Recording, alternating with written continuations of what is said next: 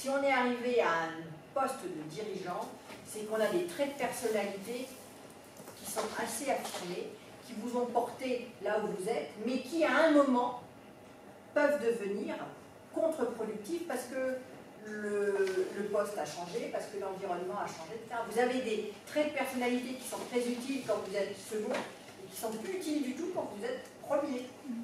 Donc, à vous de bien vous connaître. Donc voilà, moi personnellement j'utilise Hogan aujourd'hui. Et puis ça me donne aussi des aspects sur les valeurs et sur la motivation des personnes, ce qui va les faire un peu vibrer.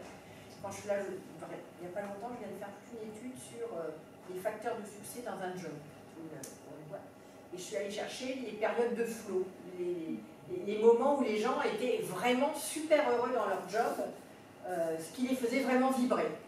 Puis après, j'ai croisé ça avec les tests Hogan et on retrouve des choses en termes de traits de personnalité, ce qui les fait vibrer, etc. L'idée étant, pas forcément de recruter que des clones, mais de se dire, attention, dans ce métier-là, il faut quand même avoir une tendance à aller chercher dans la solution. Et ce qui les faisait vibrer, c'est de trouver la bonne solution pour le client. Bah, des gens qui ne seraient pas à la recherche de ça, à qui ils s'en ficheraient un petit peu, ils ne vont pas se plaire dans le job. Voilà, je ne sais pas si je réponds à votre question. Moi personnellement, voilà. Et toi, voilà, toi tu es plus certainement au fait que moi là-dessus. Je vais rejoindre ce que tu dis. Moi, j'utilise performance. Voilà. Et puis, évidemment, la processcom. Ah oui, pour avoir ce retour en termes de communication par rapport à sa propre parole. Mais je profite, c'est pas par rapport à ça que je prends la parole, je profite de ce soir pour dire aux étudiants que vous êtes que, après des discussions avec le directeur, Alain, il y aura une courte formation payante, évidemment, mais de quelques jours sur une acculturation à tous les tests. Dans le cadre, puisqu'on travaille, Brigitte, j'ai l'honneur de pouvoir participer à l'exécutif coaching de gouvernance RH des organisations qui est lancé à l'ESG, comme vous le savez. Et à la suite de ça, une réflexion avec Alain sur une acculturation plus globale pour tous les étudiants, avec une petite formation de quelques jours, parce que c'est important pour soi-même de vivre, on va dire, ces différents tests de façon à saisir quel est le meilleur. Parce que simplement de les connaître ou avoir on va dire, un résumé, un récapitulatif, c'est aussi la limite de cet exercice. Donc, vivre ces différents tests, c'est intéressant. Voilà ce que je voulais souligner. D'accord. Alors, Processcom, moi j'aime bien aussi. Alors, moi je ne suis pas certifiée Processcom, mon mari l'utilise beaucoup. Je n'utilise pas pour faire le recrutement, par contre, pour se connaître et pour bien communiquer en équipe, ou faire des Processcom en équipe, je trouve que c'est un outil. Surtout pour le travail d'équipe. Ouais, c'est fabuleux. Et deuxième thème, moi, que j'aime beaucoup sur Processcom, c'est que, quand vous connaissez bien, c'est assez simple à utiliser, contrairement à des modèles. Et quand vous avez un collaborateur sous stress, si vous connaissez bien le modèle, vous savez le détecter très vite.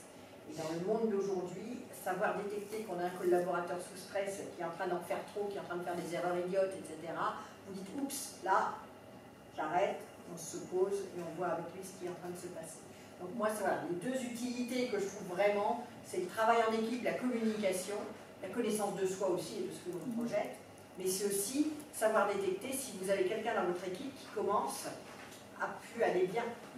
Et là, c'est votre responsabilité que d'agir assez vite. Et il y aurait des ouvrages, par exemple, que vous pourriez nous conseiller sur Processcom ou bien... Sur Processcom, il y a, c'est comment leur dire de mémoire. C'est Collignon qui a écrit comment leur dire. Je crois que c'est Collignon. Mais on peut mettre des références sur le site. Oui, oui. On pourra d'ailleurs laisser le diaporama sur le site du CNC avec des conférences et puis une voie de dialogue pour échanger suite à cette conférence de ce soir, si vous voulez poursuivre ensuite dans un échange. C'est la conférencière. Oui, moi j'ai aucun souci. Aucun souci. Partager, échanger, c'est bon.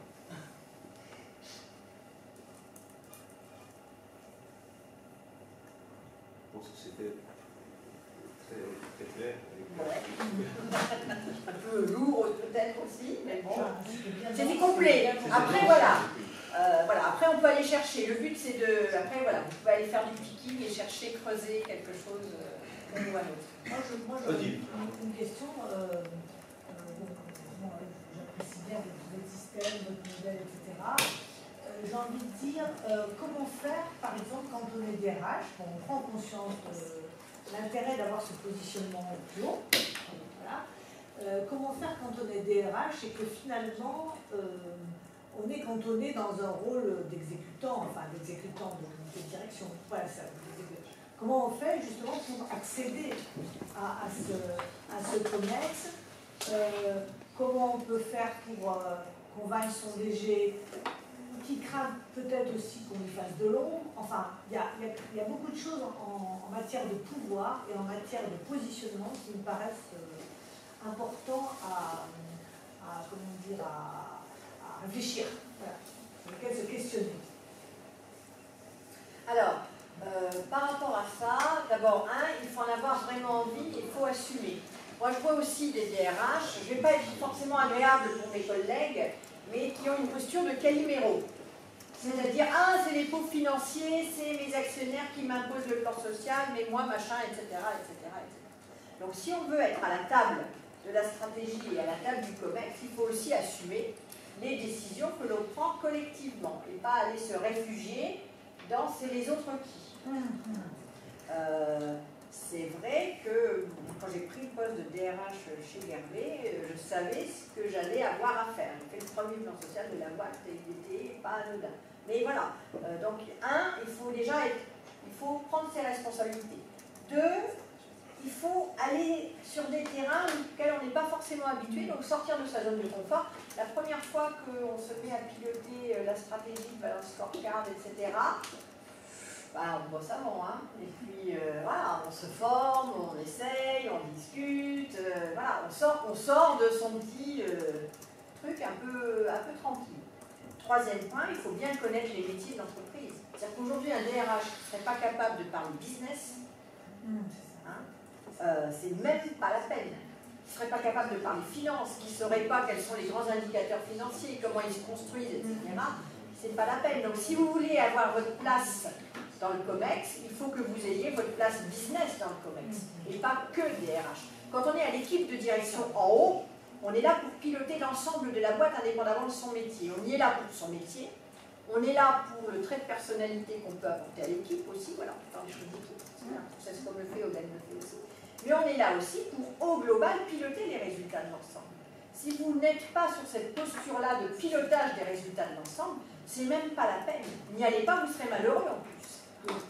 4e point, parler de pouvoir. Alors là, pour le coup, le DRH, il doit savoir être dans un rôle d'influence et rester dans l'ombre si besoin.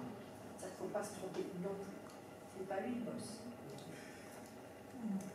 Il faut qu'il laisse sa place au boss. Leadership inspirant. Il peut être inspirant, il peut être influençant, il peut développer, il peut être... Là, on va retrouver tout ça. D'où cette nécessité d'avoir lui-même été en coaching, évidemment.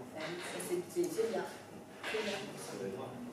Et prendre la posture. Donc on travaillera effectivement, moi j'ai prévu de travailler sur leader de soi, leader de son équipe, leader dans son organisation. Toujours avec le même modèle sur les valeurs qu'on utilise, pour aller se poser les bonnes questions. Mais je vois des DRH qui en définitive disent qu'ils ont envie d'être en haut, mais qui montrent Et qui n'assument pas. ils n'ont pas forcé vraiment. C'est bien parce que ce serait bien pour leur image, etc.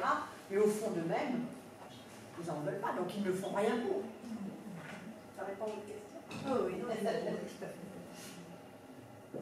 Oui, il y a le désir de coacher, il y a aussi le désir d'être autre chose qu'un exécutif, dans l'exécution, et d'être dans le COMEX, ça relève d'un désir. Oui, être dans le COMEX, pour avoir rencontré des DRH, des DGRH de grandes organisations, ils ont réussi cela, ce qui se présente très bien, mais ils ont tous, ça a été le point commun, j'ai trouvé par rapport à tous ceux que j'ai pu rencontrer, ils ont tous suivi une formation courte ou longue de coaching. Parfois, d'ailleurs, dans des grandes écoles comme HEC, ou parfois dans des formations privées, mais ils ont tous suivi une acculturation à l'accompagnement, ce qui leur a permis de pouvoir se décaler au niveau de leur posture initiale. Et ça, c'est on va dire, c'est le chemin obligatoire. Parce qu'on ne peut pas se décaler et prendre une autre posture si on n'a pas été formé à cette autre posture.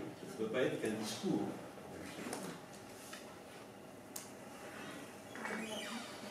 Oui, on va peut-être arrêter. Je vous remercie.